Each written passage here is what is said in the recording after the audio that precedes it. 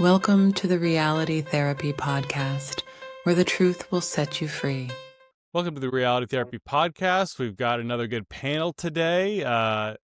Therapists talking about what it is like to be a conservative or heterodox therapist in a field that leans decidedly one way. And so I'm going to let them introduce themselves, starting with Rebecca. Hey, thanks for having us on here today. My name's Rebecca Smith. I'm a licensed professional counselor and supervisor, and I'm in the Harris County area in Texas. I'm sorry, Montgomery County in Texas. Hi, I'm excited to be here. My name is Hannah Short. I'm a licensed clinical social worker, and I am located in Waco, Texas. Hi, folks. I'm Bruce Thayer. I'm a professor of social work at Florida State University. I'm primarily an academic, but I am an LCSW in Georgia and also in Florida. Be interesting to get your perspective from the academic side of things, Bruce. Hannah, I graduated from Baylor University, so I spent a lot of time in Waco. Okay. Yeah. Did you go to the Baylor social work program? No, I went to USC.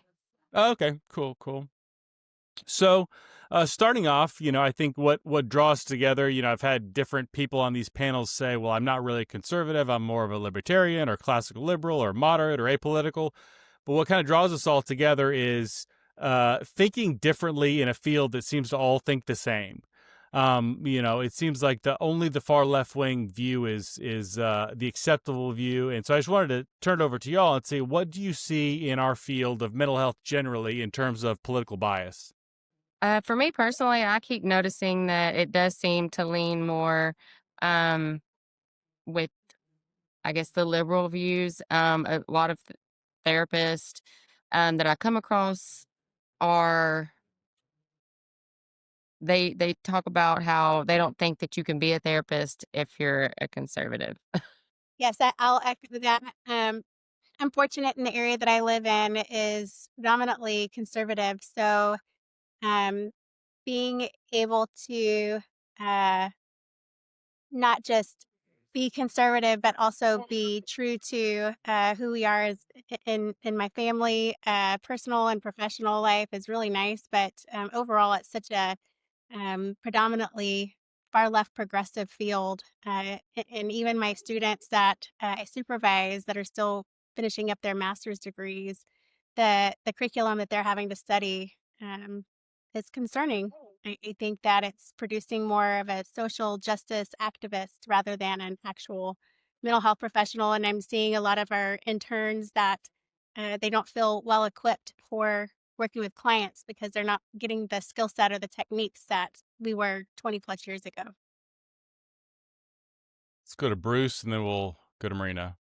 Well, the academy within which I live is very biased to the left, and it's simply not a matter of disagreement about politics. It's actually a demonization of people who hold conservative views within the field of social work. It goes very personal very quickly with some of my liberal colleagues. So, Marina, could you introduce yourself with your name, what kind of license you have, and what state you're coming from? Yeah, I'm Marina Livis, and I'm in Florida right now, and my license is licensed clinical social worker. I graduated in 2012. And the question we're going is, what political bias do you see in the mental health field? Well, one of the biases I see is that, like, this is my first year in private practice, but when I worked for an agency for like 2.5 years prior to this year, when the whole they, them, trans became a phase, I was required, I couldn't say anything against it. I had to change all my notes to have the correct pronouns. I had to, you know, refer to the trans client by their pronouns, even though I was at the same time putting gender dysphoria as their diagnosis. And I just found that really weird. Why do I have to comply with all this? And at the same So, time, being a Jewish therapist, I was in a cohort of just 20 people for EMDR training while I was at that agency. And October 7th happened the week of my training.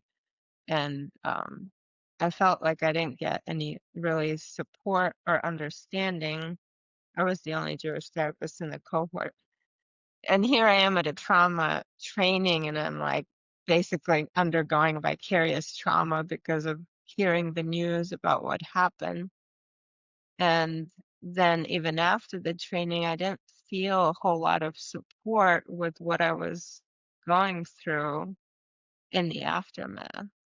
And I even offered to take the initiative to create some kind of support group for other Jewish therapists within the organization. And they're like, that's really unnecessary. And what was ironic to me about that is that the organization has offices all over the state of Florida, so it's not a small agency. And the owners are both Jewish. So like, that doesn't make any sense. Mm. I don't know. Wow, Things like that just that's really powerful. I wanted to get to something, Hannah, you were saying, and then I've heard this so many times. You can't be a therapist if you're a conservative. I see it on these Facebook therapist groups every day. I see something like that. But also, this is the common attitude in my graduate program, in my textbooks. If you look at like the major accrediting bodies, American Counseling Association, Psychological Association, National Association of Social Work, it's pretty much explicitly you have to buy into social justice. You have to be left leaning. Like it seems pretty clear. How would you respond to this idea that you can't be a conservative therapist? me or someone else. Well, anybody can answer this one. Oh. Well, for me, I just find that there's a double standard of social justice. So social justice applies to trans people. Social justice applies to LGBTQ people. Social justice doesn't apply to Jews that are Zionists like me. So like this double standard, which has been so obvious to me in the aftermath of October 7th, is really appalling. And I haven't been a member of NASW since Obama became president the first term. I voted against them. It's one of the proudest things, proudest moments is coming into their office, seeing some like silhouette of Obama, like some picture, and being like, "This is the last time I'm paying you. Goodbye."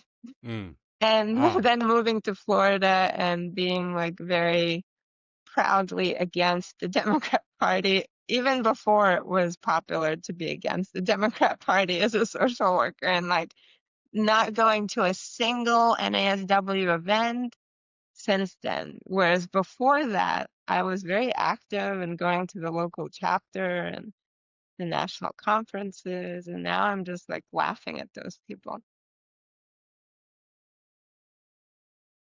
Yeah, I find it interesting that the far left side preaches how hateful any conservative thought is, how we're fascist, misogynist, all the things, and so hateful. And yet they are trying desperately to push DEI and inclusivity for everybody, and we have to affirm.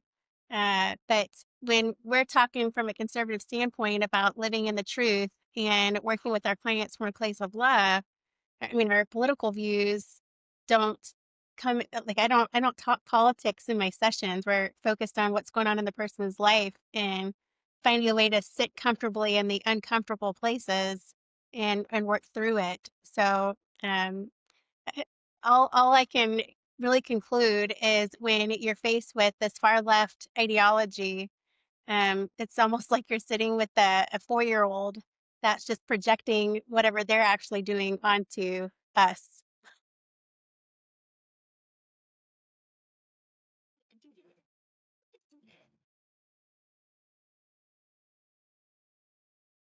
Go ahead, Bruce. Well, if somebody was to say to me, I don't see how somebody could be a conservative and be a social worker, I would say, well, where are your eyes? Look at me. I'm a conservative social worker. I mean, Jane Addams, for heaven's sake, was a Republican. People don't know about that. Um, and if you conflate it with social justice, I'd ask you to define your terms. In the 1930s, there was a demagogic Catholic priest named Father Joseph Coughlin who had a national union for social justice, but he himself was a fascist. And he had a journal called Social Justice. But the things that he was promoting don't look like what we would talk about social justice today. So if somebody was to question me about that, well, tell me what you mean by social justice. And probably we'd agree on 98% of it. Um, but using the income tax to redistribute wealth from the productive to the less productive, I don't think that's social justice. I think that's an evil, actually. Yeah, I have a hard time grasping why the idea of because you're a conservative, you can't be a good therapist. I personally, as a conservative, don't think because someone else is a liberal, they can't be a good therapist. I feel like part of therapy is challenging thoughts, challenging emotions, challenging views. So even if it's not politically based, the therapy session, it's still being able to speak to someone with different views is part of helping you grow.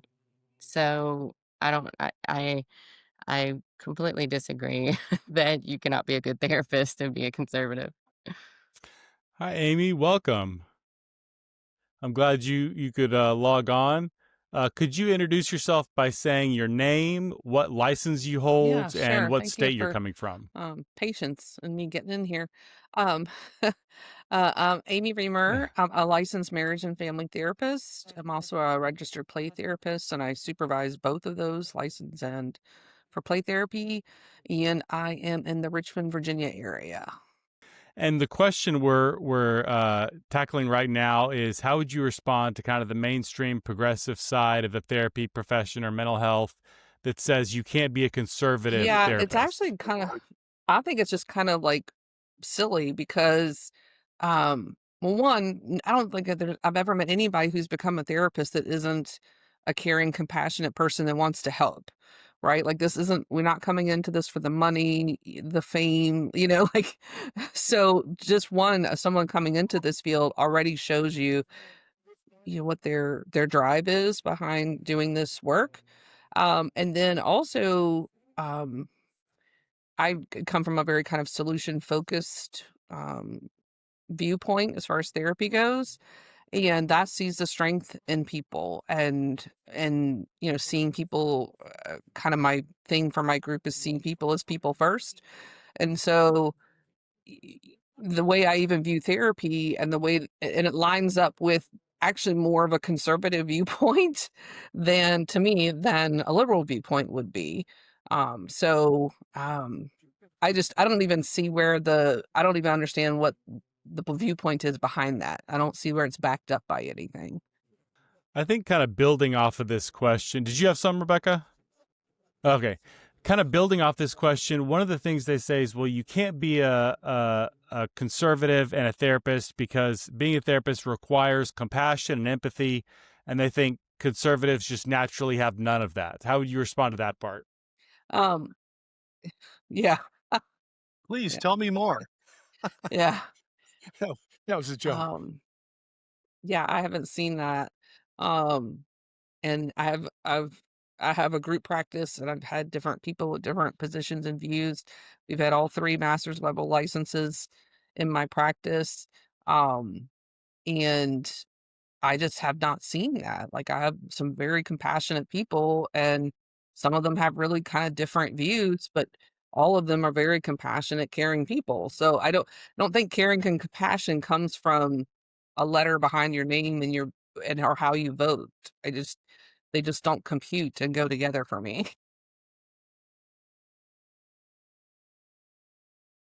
I think the problem with this is empathy is not necessarily a compassionate or loving way to connect with somebody. Empathy can be very toxic. And Allie Beth Stuckey has a book, Toxic Empathy, that I think is really great in delineating the difference between being a caring person versus being an empathetic person.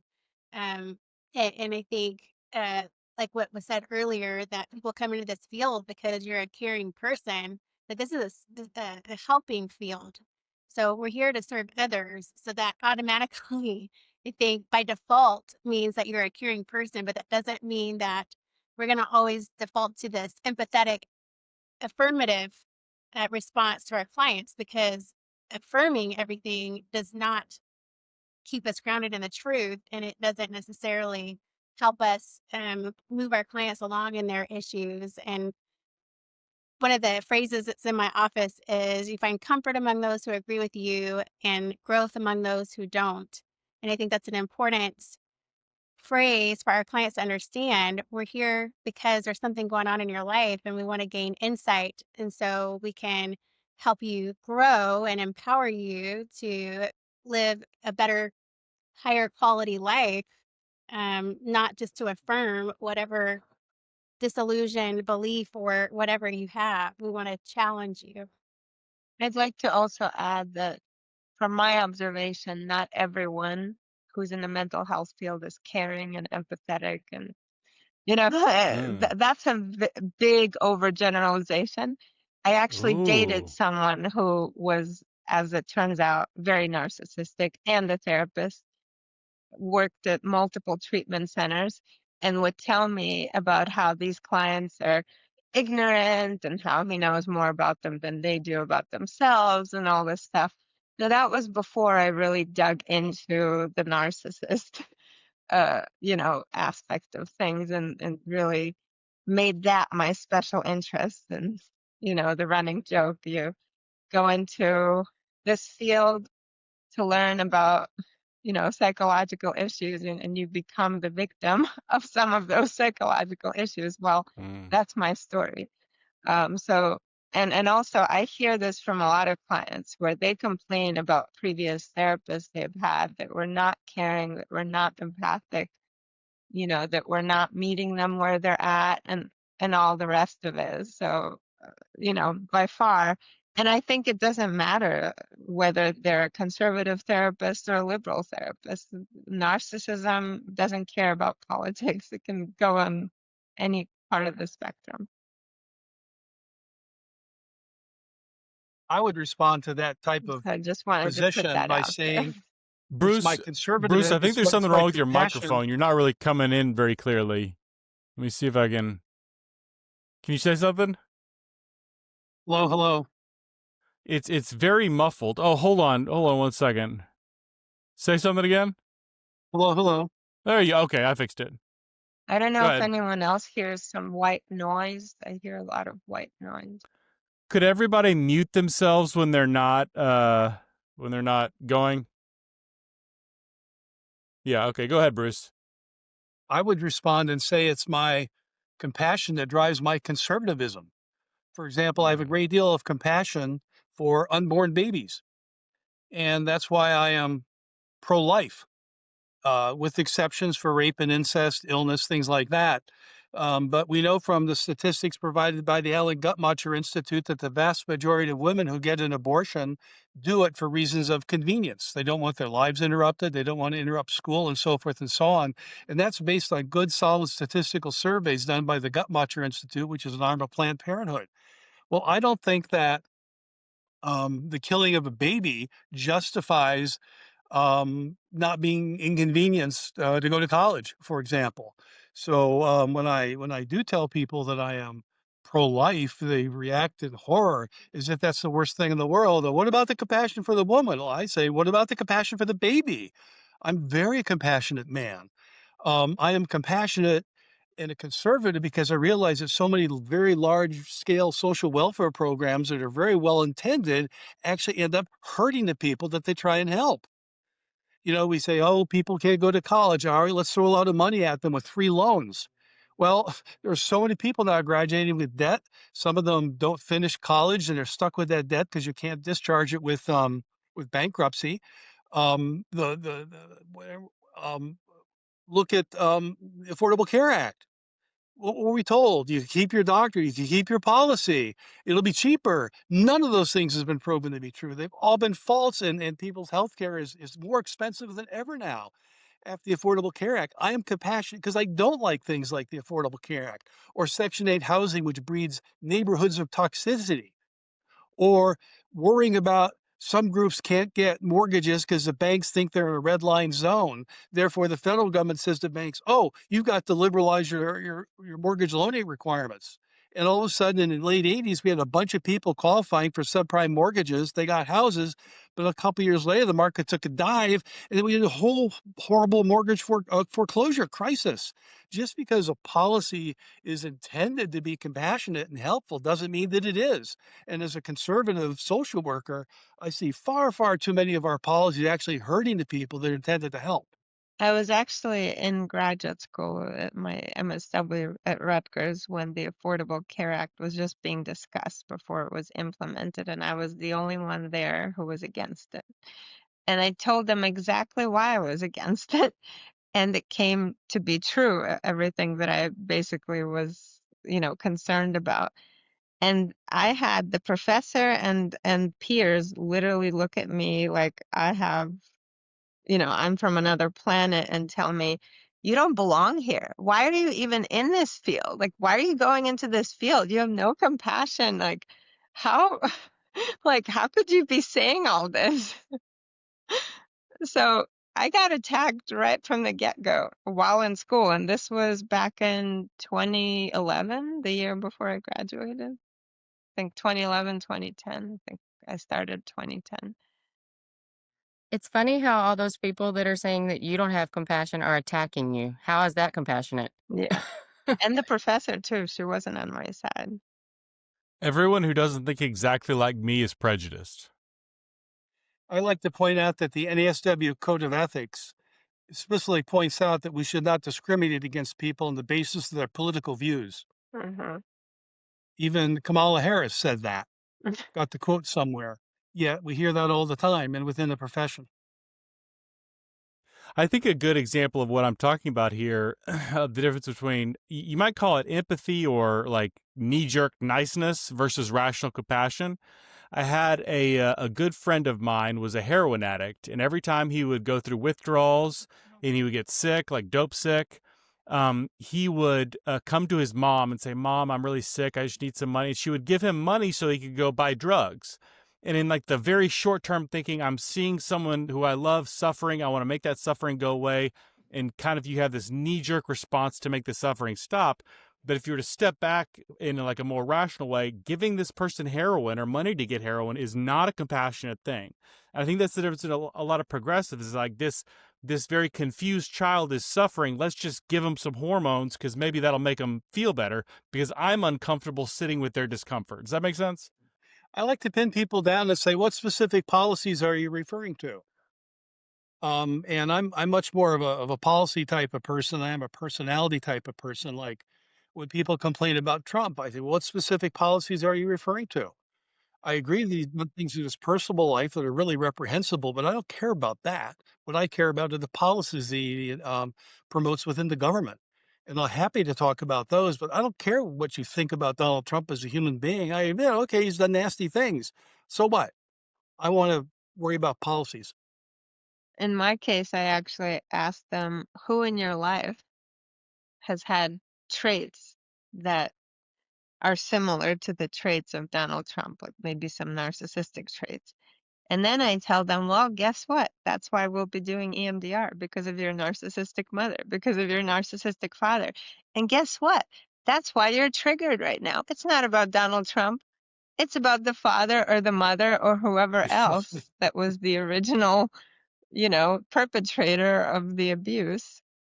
And so that's like an aha moment for them. And that usually doesn't create resistance or defensiveness. Like I find that approach actually kind of shifts things away from complaints about Donald Trump and politics and more towards, okay, this is what we're actually here for. You know. Yeah, I'm with you. I'm a very polyvagal theory, nervous system, neuroscience person, and so there when someone's triggering you like that, it's hitting something in your nervous system that says there's something not safe. And unless you can separate that from, like, the Mhm. person and what's actually going on and actually what control and power do they have over you.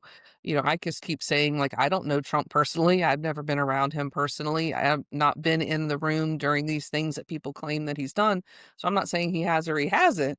But if if he registers to your nervous system differently from the next guy, there's a reason for that because he's still being him, but it's your own level of safety and whatever is triggering you. And so, like you were saying, Marina, like once you kind of get them to kind of like understand that it's something else other than just him or even his policies, sometimes it's something more personal. And I've seen it with Trump even more so. I've seen it with other politicians, but I think it's just because he is such a big personality and he does say what he's thinking and doesn't play nice politics, that kind of a thing. And so I think that's one of the reasons that you've seen a whole lot more triggering.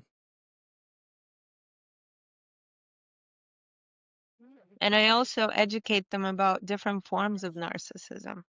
That there are other politicians, aka Obama, that have a covert form of narcissism that maybe people aren't as attuned to or aware of, but that they should still recognize as narcissism. Yeah. So, one of the things you'll hear is that because of the core values you hold as a conservative, that you don't belong in the mental health field. And I'm thinking they're kind of pushing away the values of over half of Americans. So, what values do you hold? Do you think could contribute to the therapy mental health field that we're currently missing out on? Well, one of my values is health freedom. So to the people that say, well, trans need to have the freedom to get a surgery or HRT and, whatever other freedoms, a woman needs to have the freedom to have an abortion. I tell them, well, guess what? My freedom to opt out of the COVID jab, which was a biological weapon, was taken away from me. What do you say about that? Where were you in 2020 and 2021 when I was on the verge of being fired from my job in the mental health field because I refused to get the jab? Because I care about my health and I wanted to, I did my research. I knew that this was bad news and I wanted to opt out of something that was experimental and completely not for our benefit. So I point out the hypocrisy of their whole, well, I value freedom. No, you don't. If you did, you wouldn't be wearing a mask and getting the jab and forcing your family members to get it and coercing them and threatening them if they didn't. So that's one of my top values. I think one of the issues that I have grave concern about is the whole whiteness and privilege, the privilege walks and um, oppression. And a lot of the interns that are at my practice right now, they get these scenarios about somebody being discriminated against or um, uh, for example, in Texas right now, we have SB 10 that has gone into effect, and I think there's 14 or 15 school districts that either were precluded from being able to display the 10 Commandments or had to recently take them down. And everyone wants to, in the case studies and in these master's programs, it's focused on how it's prejudice against Islamic uh, individuals or Muslim or Buddhist, or we're talking about people of color. And never do they talk about if a white person walks in or a Christian walks in and somebody is being rude or discriminatory against them. It's always the Christians or the whites against somebody else. And when I look at the rhetoric for anyone that is trying to say, well, but wait a minute, as a conservative, I don't care. Like if I'm looking at applications, for example, and I have two people that are applying for a job and one has a degree from a university that's a really prestigious university, and the other one has a degree from a junior college or something like that. And then look at the experiences that they have. I don't care what the color of their skin is or the religious values that they maintain. I care about who's going to have the best merit. and who's going to have the best skill set. But I think mental health as a field has become so focused on this whiteness and privilege and oppression that they are actually becoming racist against, especially white men.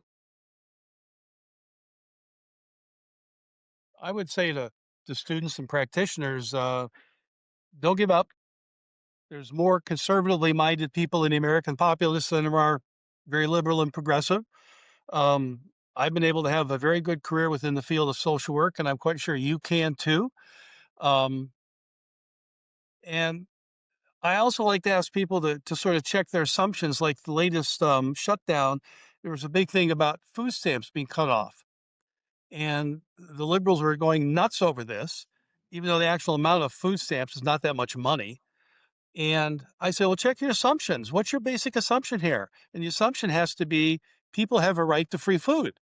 And, well, where does that come from?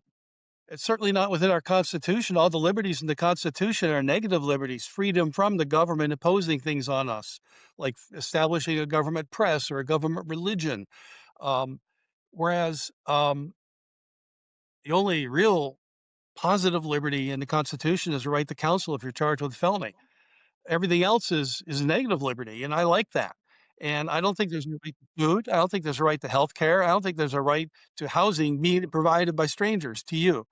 And I say if you will just sort of check that assumption, you can get a better sense of where I'm coming from when I say, I'm not a fan of Obamacare. I'm not a fan of public housing vouchers or um, so forth and so on. And that at least makes it a little bit more explicable. If my basic assumption is different from what my conservative friend or my liberal friends are saying, and I explain that why, that helps them give a better idea where I'm coming from. It's just not a matter of I'm actually more conservative because I want policies that really do work, not ones that hurt people. I would say that, well, I'm very can All you hear right. me? Oh, go ahead. Oh, am I going ahead? Got me? Okay. Yeah, I was yeah. gonna say I'm very Go much ahead. Go like ahead. Rebecca in my hiring processes. Like, I'm not asking people's religion. I'm not asking their political preferences. I wouldn't know race, and you don't even probably want to assume that unless I'm doing, a face-to-face interview. And I'm not even involved in the interviews as much anymore. I have other staff doing that. But but what I do want is for them to know that our policy is that, we're open to all people. I don't have a specialty practice on a particular group. Some people will do that, that this is their specialty. And we specialize, if anything, it's just in trauma in general, especially child trauma. And we have a lot of play therapists who work a lot of kids and families. So, um, and understanding the nervous system. I mean, that's our kind of specialty. So again, I'm hiring on clinicians and merit, not race, not gender, not age, those kinds of things. I've got, like I said, I have people of all backgrounds, and I could say, oh, I'm not gonna, just for instance, because it tends a little more left tends to come out of the social work field. I could say, oh, well, I'm not gonna hire social workers, but I don't want to do that because I have plenty of social workers who are fantastic clinicians. So I think it when you start broad brushing people and assuming things based on whatever label that you've found out about them, you get into a lot of trouble. A lot of my views I have nothing to do with religion, but people will assume immediately if they hear of you or find out of you that that's because of religion, and I'm like, nope. But they don't ask me. So I'm pretty transparent. If you want to know why I think something or why I, feel something, I'm happy to share it. But I think, unfortunately, a lot of people just don't have that capacity right now in the way that our world is, especially with social media and all that. You got anything, Hannah? Just one of my values is mainly connection, just genuine connection. When I see clients, I don't ask them what their political views are or their religion, or I might ask them, do they have any religious views that are important for me to know going into therapy so that I can address things like I need to as a professional, but I'm not going to treat you any differently based on those religions or political views. So, as far as values go, that's one of my main, just genuine connection is one of my main values. Mm. That genuine connection piece that stirred up something inside me because I feel like there's an authenticity gap politically. I feel like conservatives to me are so much more authentic. There seems to be a lot of performance that's involved in being a progressive, a lot of virtue signaling. Does anybody see that? What you got, Bruce? No, I just agree. It's terrible. It's like we're sitting around a conference table and somebody says, "Oh, we need to have a course on anti-discrimination against redheaded people with freckles." And nobody around the table is saying, "No, we don't need that." So that gets added to the curriculum content, or they have a new course on something like that, because then when you want to say something, nobody will shoot you down. We just all, let everybody do whatever they want, so to speak, and it just ever expands. The entire Society for Social Work and Research has reoriented itself to focus on ADAI issues and racism and anti-oppression. And I was one of the founders of that group, and that's not why we were founded. We were founded to promote research in all areas of social work, not just that one. And I find that particularly constricting and not good science. But I could just see at a conference or the committee sitting there, we need to reorient ourselves to more ADEI stuff. Very few people are going to have the moxie to raise their hands saying, I don't think that's a good idea, for fear of being gaslit or doxxed or whatever. Rebecca, you look like you have something. Oh, you're muted, Rebecca. I'm kind of laughing just because I do believe that's been a huge fear. I mean, with the previous administration, it was much harder to speak out because people were they're still vile, but at least now we have some support with the current administration. And anyway, the doxing and then the filing of grievances and sending letters from lawyers. And of course, it's like a house of cards. It all crumbles really quickly. But yeah. Amy?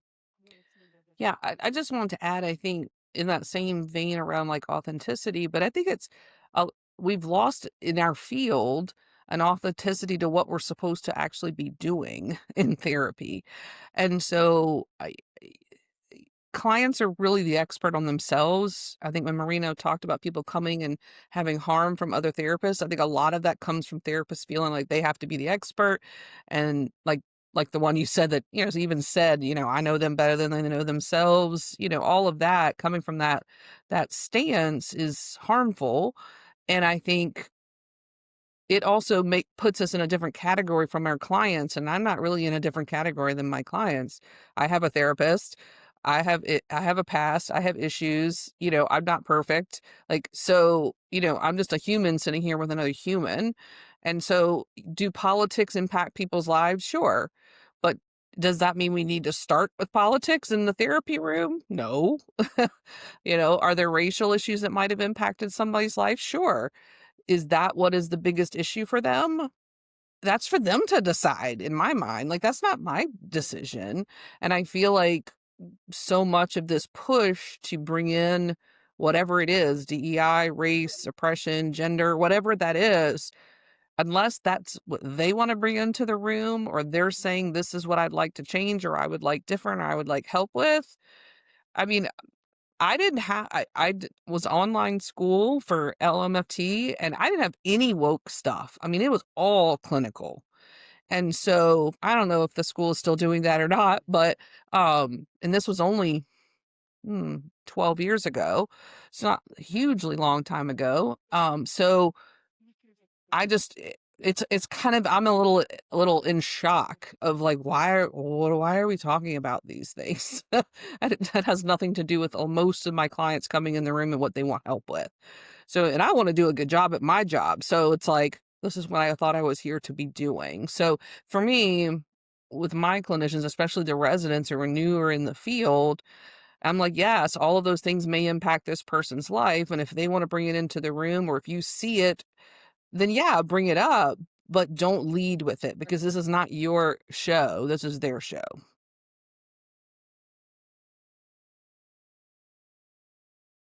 Something just to kind of, I don't know if it's a side note or what, but one of the things for a conservative therapist, I think conservatives are typically more solution focused, and we want to be fiscally responsible. And so I always tell my interns and my counselors we should be working ourselves out of a job. I mean, seek early retirement, versus our counterparts, our liberal therapists, are not fiscally conservative. And I think there's a huge push for people to get more therapy rather than less therapy. I want you to become self sustaining. I want you to become empowered, not entitled. And if you're looking at from a liberal standpoint, then it would behoove them to continue perpetuating whatever psychosis or problems you have going on in your life so that I can continue to live off of your problems.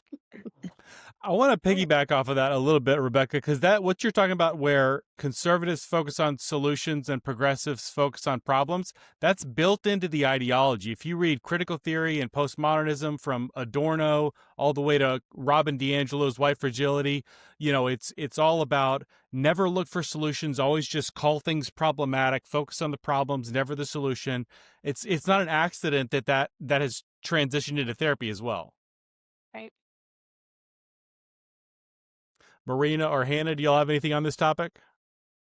Well, I guess I could say, because I was late diagnosed with autism and, I'm also conservative, I'm finding myself now, it's like I don't fit into a lot of different groups.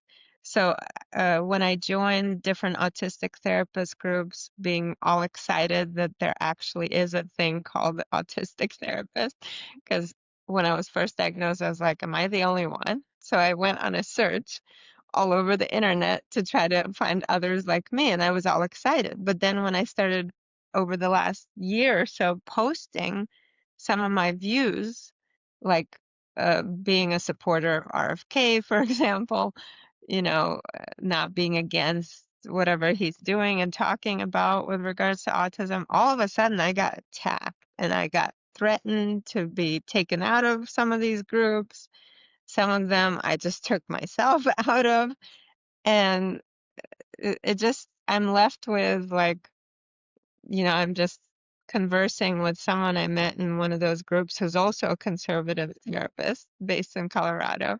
And so we just talk back and forth about some of our grievances with the field. And she's not a social worker, she's a psychologist or a professional counselor.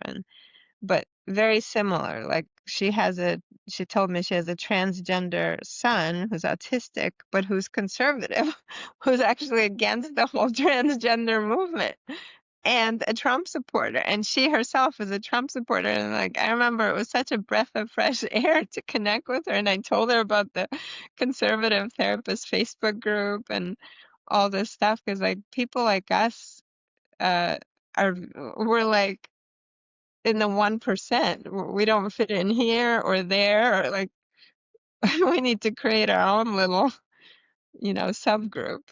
So that's one thing I've noticed. Like I even had one of my autistic clients, she just went off on a whole tangent about the policies with RFK and how she doesn't want to get a formal autism evaluation because it's going to go into the registry that RFK is putting together. And I pointed out to her that that's a misnomer. Like, you know, she's just having these misunderstandings about what he's doing. And, I explained to her my perspective on what he's doing and the purpose of it all. And she's like, you're the only autistic person I know who supports RFK. Like he literally is saying that we are all problems or disorders and, need to be cured. And like, she just went off on that tangent. And it's like, and yet she continues to see me because she's like, well, you understand where I'm coming from because like you're authentic and you get some of my struggles. It's like, and she's seeing another therapist. So she complains about me, complains about the other therapist, but continues to see both of us. It's like, you can't make this stuff up. Hannah, what you got? I agree with the conservative therapist being more authentic than a liberal therapist, and mainly because, in my opinion, or what I've witnessed is that liberal therapists they want all inclusivity, and you're not going to make they want to make everyone happy, and if you're authentic, you're not going to make everyone happy. You're going to make someone mad. You're going to offend someone. You're you're not going to agree with their ideas, and I mean, that's just part of being authentic, and you can't do both. You can't make everyone happy and be authentic. That's just not how that works. That's good. So, a big thing that you hear from mainstream progressive therapy is how important multicultural competencies are. And the type of multicultural competencies that I learned in grad school, I don't know if they're the best at preparing us to work with actual clients. So in my marriage and family therapy class, I had to read a book called The Ethical Slut, which is about open marriages and polyamory and stuff like that. But I'm not sure we covered at all just like a traditional heterosexual marriage with like traditional gender roles. That was just not part of the equation. We're taught about how you need to hold space for people who are traumatized by Donald Trump, but not for people who have feelings around the assassination of Charlie Kirk, right? So I feel like conservatives could actually bring a lot to this conversation around multicultural competencies. What do you have to say about that? Well, what I want to say about that being an immigrant from Eastern Europe to this country is like I remember in diversity and oppression class, it was like all talk about, blacks versus whites and, how like what Rebecca was saying, like the white privilege argument.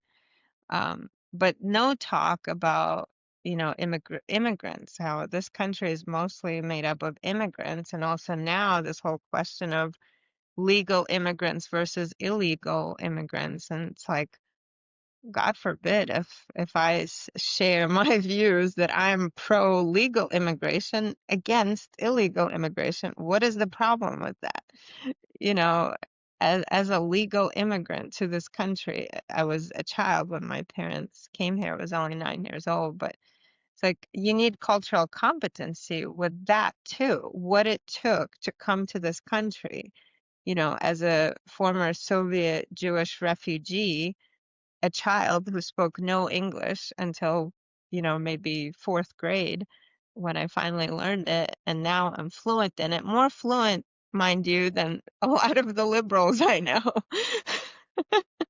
So I just find it like hypocrisy is the word that comes to mind. It's like many people don't care to learn about cultural competency of me, and many of my former therapists did not even factor in how that whole immigration experience was traumatic and therefore did not even do like any kind of trauma therapy about it until I met with someone who actually does trauma therapy and helped me understand how immigration is traumatic.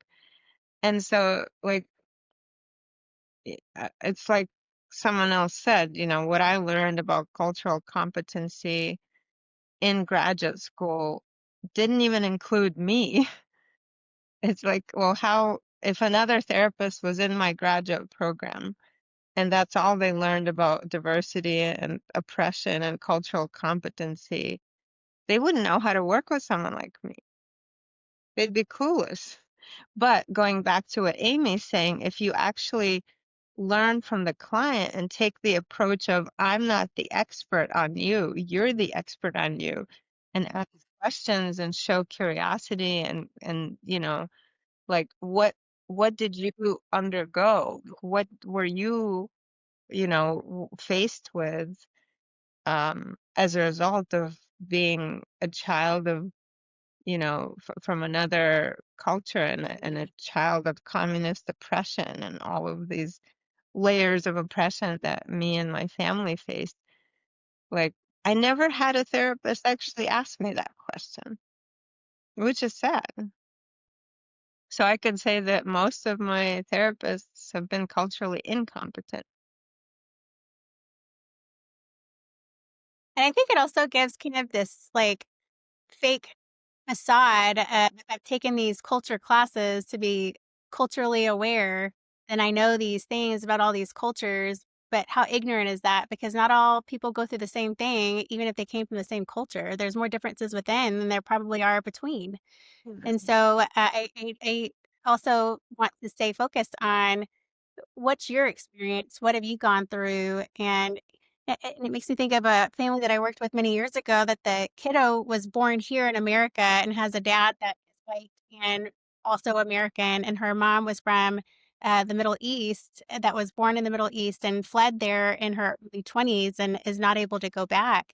But the little girl was very American and grew up in an American culture, whereas mom, coming from a Middle East culture, that was very scary and demanding and oppressive, uh, and she tried to parent her child that is American the same way that she would have parented her child if she were still in the Middle East. And when we tried to discuss those things, there was a lot of aha moments for both the kid and the mom.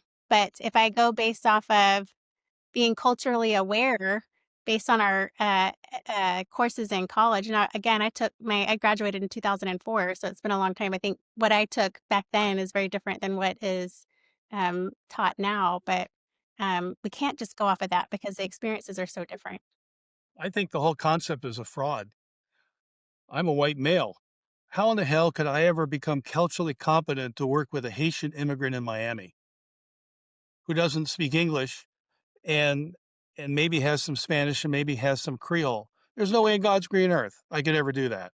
I talk to my black women students. I say, look, if you and I had a bunch of interviews and therapy and so forth and so on, do you really think I'd have a true empathic sense of what it's like to be you? There's no way. I can be a competent therapist that may or may not involve knowing something about somebody's culture. But if they have an anxiety disorder, which was my clinical area of expertise, culture may or may not be relevant. And if it's not relevant, then this whole business of cultural competence is foolish. And I just think it's a pretense for somebody who comes from a majoritarian position like I do, can claim to be culturally competent in helping anybody else except people like me. But sometimes cultural competence skills are relevant, sometimes they're not. I don't worry about it. Yeah, I agree with Bruce too. And some of the cultural competency things that are going on in schools right now are just super far fetched. Like my brother is in college currently, and one of the assignments he had for his class was to do a project over a Hispanic teenage transgendered autistic individual. And when he was telling me about that, I was like, "Okay, this what? Wait a minute. Where are they creating this from? Like, where are they pulling this from?" It's becoming so far-fetched that it's impossible. Kind of like Bruce said, like, there's no way any culture competency is going to help someone be like meet that person, like understand where that person may come from. Like those type of scenarios, it's just Yeah, I would mind-blowing. add, I think of if I'm addressing cultural things, it's more of a cultural humility as opposed to a cultural competence, which would be like like Bruce was saying, like I'm never gonna know what it's like to be, a black female, or I would not know what it's like to be a white male, being a white female. So, like, let's not pretend I'm going to know that, but that doesn't mean that I can't take that into account, that I can't ask, good questions, I can't be curious. And if that is part of your experience, then yeah, we can talk about, but usually it's just like any kind of trauma. It's not about the trauma itself. It's what did that do to you? How has it changed your viewpoint? How do you view people now? How do you view the world now? And so yes, it could have been a racial trauma or it could have been a car accident. Like, it can be different things. And I think we just have to be like humble to the fact that I'm not going to necessarily know exactly how you felt. However, I know what it can feel like to be discriminated against. I know what it might feel like to not feel like you have power or feel like you have control. So if you come back to these themes, very similar to what Marina was saying earlier with people who get so triggered by Trump, like, you know, coming back to that humility, I think that's what most of my people, I've been called like a pragmatic therapist, like a realist. Like it's just like getting to the like heart of it. Probably comes back to like just efficiency. Like, why are we going to waste time on things that aren't really going to be helpful to you? Um, And I think Rebecca was the one talking about value and like conservatively, fiscally conservative. I've said that same thing, Rebecca. I probably smiled when you said it because that's what I'll say in my assessments is if I'm doing a good job, that means you don't need to keep seeing me for but so long, or at some point we take a break, or there's something different, or you shift to somebody else to help you with something that's more appropriate for you. So, we I just think this field has gotten too big ahead in a lot of ways, both with the cultural stuff and even just therapy, and not recognizing that we're all just kind of humans. And yes, everybody wants to be seen and heard and understood, but that doesn't mean I have to look exactly like you or share your genitalia in order to, understand you. I can help you figure that out, and you can share that with me and I can hear it.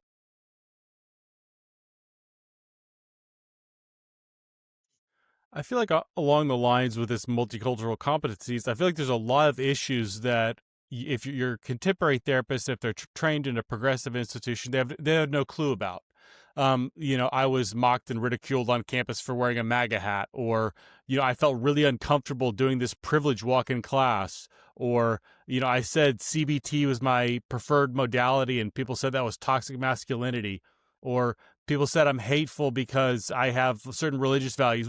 Like these type of things, if someone comes in and says, well, I'm, an Afro Latinx transgender person and I'm afraid of heteronormativity or whatever, oh, boom, this is all I did in grad school. Like but if these other types of issues, I feel like we're completely unprepared for them.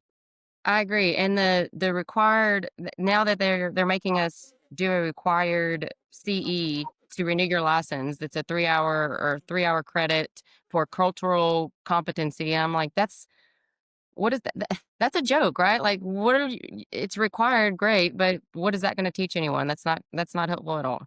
But it's required, so everybody does it, and we just kind of skip through it and move on. Like, Which is really it's funny because DEI is now illegal and yet not for our license. That's some irony. Yeah, I work with my interns and tell them we all know our basic human emotions. And although it may be different, unique situations that have triggered those emotions, we understand basic human emotions. And so being sensitive or aware, not sensitive, but aware, maybe sensitive, aware of the fact that we all have differences. I will never understand what it is to walk in your shoes because I'm not in your shoes. I'm in my shoes, but I understand basic human emotions. And why can't we just focus on the emotional aspect of that situation, why it was so troublesome, and then sit in the uncomfortable and find a way to work through it. But our field has been completely hijacked and on every single layer, and it's very sad. We want to create problems. We have all of these, the Generation Z that's come in, and Generation Y, maybe, I don't know. I think the millennials are kind of out of it, but Gen Z is the anxious generation, and they're more entitled than they are empowered. And we've got to get back to empowerment rather than entitlement. Certainly agree that we want to have culturally competent social workers. And I think the way we're best going to do that is to recruit people from different groups. If we want people who are effective at working with African American clients, well, by golly, we ought to, in schools of social work, do a really good job of recruiting quality African American social worker students. And whether it be migrants from other countries or transgender people or whatnot, recruiting these people to become professional clinicians is a much better way to ensure culturally competent therapists than pretending a white guy like me is going to learn about all these different cultures and somehow magically be able to be uh, genuinely empathic for people that are so radically different than me. I do share human commonalities, of course, but there's no way in God's green earth I can truly have empathy for somebody who, a poor African American woman. I may think I have empathy, but that's baloney. That's just self delusion. So switching gears a little bit, there is kind of amongst mainstream progressives, there is this idea that everyone should go to therapy, everyone should have a therapist, everyone benefits from therapy. Amongst a certain category of like upper middle class progressives, having a therapist is almost like a source of social capital. And then on the other side of things, I've got Abigail Schreier's Bad Therapy over there, which is a more cynical and skeptical look at therapy. Then you got like Matt Walsh, who is essentially saying all of therapy is kind of a scam. And what I'm worried is that therapy is becoming like left-wing coded. It's kind of understood as a liberal thing to where liberals go to therapy and conservatives don't. And I think the result of that is liberals are going to therapy too much, where they should do other things to get their life together instead of just therapy. Whereas like on the conservative side of things, there's times when they legitimately should go to therapy, but they don't because they assume the therapist is going to be this progressive who's going to judge me. Does that make sense? Yes. And whenever I introduce myself and people ask what I do, and I say, my name is Rebecca, I'm a therapist, but not that kind of therapist. There's always a qualifier because I don't want for people to think that I'm the 90% of our field that's far left progressive because it couldn't be further from the truth. I do think our field has been hijacked. I think that there is a necessity for our field when you're talking about addiction or serious abuse. But we've got, just like Amy pointed out earlier, you've got the conservatives that are solution focused and progressives that are problem focused. So until we're able to get back to being solution focused with our approaches, I think that it's just going to be perpetuated, and we're going to continue to have more liberals in therapy than conservatives for obvious reasons because they're problem focused. I think I think that the focus on problems that our progressive colleagues are emphasizing, whether they know it or not, that comes to us from Karl Marx and his ideas that what we need to do is constantly be hammering on class discrimination and discrepancies. So we talk about the gap between the poor and and the wealthy, but we don't talk about how the poor are going up, not in relative terms, but in absolute terms. Things are getting better for the poor.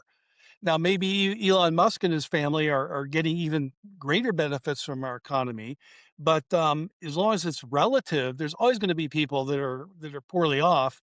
But if the overall structure of our society in America is that even the poor are slowly getting better, that's a good thing. But you'll never hear that from the progressive agenda, which simply talks about the gaps between income and healthcare access and things like that.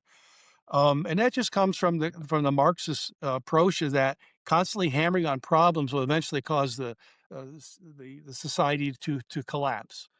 And I don't think that's really a conspiracy theorist. You can follow it back from the workings of Karl Marx, Piven and Cloward, Saul Alinsky. They really want to make the society more tense because they think it's going to promote revolution in the long run. It's a bit of an exaggeration when we're something here talking about licensed psychotherapy, but I think that's where that mindset comes from. Bruce, the Karl Marx quote that's resonating in my mind right now is, "We must engage in the ruthless criticism of all that exists." Just criticize everything until it's destroyed. I'd love if you could send me that quote. That would be great. Yeah, I mean, the whole thing is to create conflict and chaos and interrupt and create a wedge within the nuclear family. They want to break up the nuclear family. The traditional Western culture is not what they want. Um, I remember what I was going to say a minute ago. It was everybody needs a therapist. One of the concerns that I have, and I tell people all the time, is if you go to therapy, be very careful and tread lightly, because if you don't have major trauma or addiction or a major issue, then what's the risk of a false memory being created? And my specialty, working with high conflict divorce and custody modifications, I see false memories created all the time.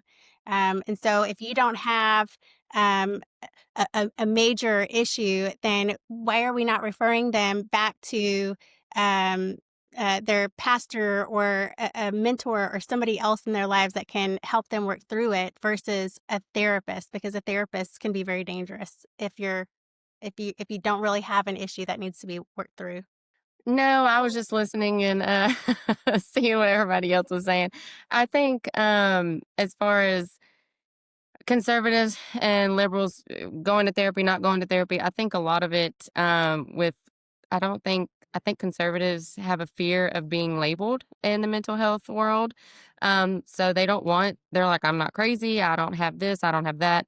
Whereas the liberal side, they want that title. They want to claim that anxiety, that depression, that bipolar, that whatever their issue is, they hold on to it because, like we've been saying, they're very problem focused. So I think they drive off of having that label, or drive that they have that drive because they need a therapist. They're like, well, I'm important because I need a therapist. That's something that's important to their life. It gives them, I don't want to say attention, but kind of something along those lines. Or maybe makes them look cool because they have a therapist. Yeah. Yes. Yeah. You know, So I've go worked. ahead. I was just gonna say I've worked in fields where I was, kind of more in the majority, and then now I'm in fields I've been in the minority.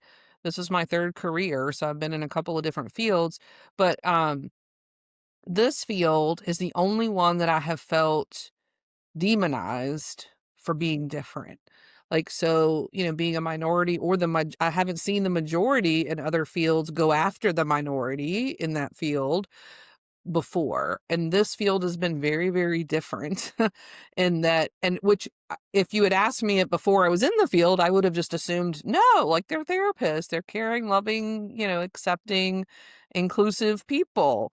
And so it's been really shocking. And then also having people who, it's one thing to be online, social media, people don't really know you. It's, people can be really brave behind the keyboard kind of a thing. But I've been shocked, who I've known people for years and worked really closely with them, and then they find out, I don't necessarily share an opinion, or I voted differently of them, and then it's like, and they just turn immediately on what they know about you, and I'm just like, so that last 4 years of friendship and support and everything else just, like, disappears? You don't see me as the person that you saw me before.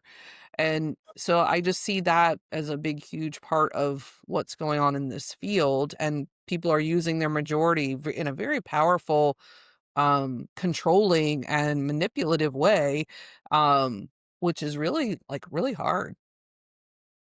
Yeah, I've So had my friends. last question. Here, Oh, go sorry. ahead. I've had No, go friends for ahead, Rebecca.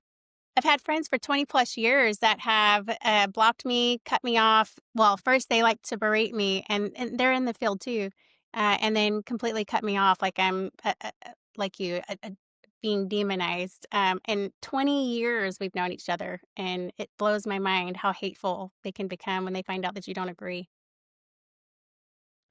So, my last question for y'all is, if you're talking to the general public, what is one thing that they should know about mental health that we're just mostly not talking about? Let's start with Rebecca. I would say that you need to, especially if you're taking your children to see somebody, you need to heavily vet your mental health professional. I think we've covered a lot of things in this discussion today, but don't be afraid to heavily vet. And also, parents with little kids, I would say probably 11 and under. There is no reason that you can't sit and be a part of that therapeutic session unless the court has ordered the sessions for high conflict divorce or custody modifications or some other outlier issue. But parents take an active role in that therapeutic process. And I would not leave your kids alone unless you know that that therapist is going to check in with you about your family values and morals. Because otherwise, God gave us our children, and they're the greatest gifts in the world, the greatest blessings. And if you're not careful, you're gonna be sitting your child in the lap of the devil, because they are going to um, be at risk of being indoctrinated with these far left woke mental health professionals. I think more parents need to know that. It's very scary. This really doesn't address conservatism, but I would simply assure people that for most of the conditions that are described in the DSM, there are decent research supported treatments available, and they should make sure that their therapists are going to be providing those, and not something that's never been shown to be helpful. I think one thing I'd say is make sure you do your research. Don't just choose a therapist because you think you need therapy or want therapy. I, figure out who you want to see if you do want a therapist. And even if research goes as far as having a session or two with a different therapist, to try to find that one that you're gonna get the most out of. I mean, that's gonna work for you the best. Don't just go through the motions of the sessions because now you're in therapy. If that therapist don't work for you, try a different one. Just do your research. I think everything you guys have said has been great.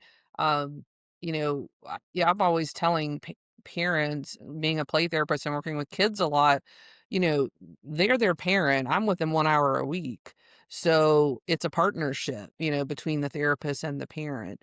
And even if the parent themselves has a lot of trauma history or there's something going on for them, we can work as a treatment team where if they are seeing their own therapist, I'm working with their child, then I'm also going to be working with their therapist to support them. And so coming at that as a team, I think is really important. And if like you guys are saying, like if you're not feeling that, if you're not seeing that out of your provider, you need to find another one.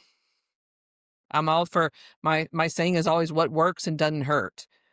So that's what you got to work for. That's what you have to look for. Awesome. I love those answers.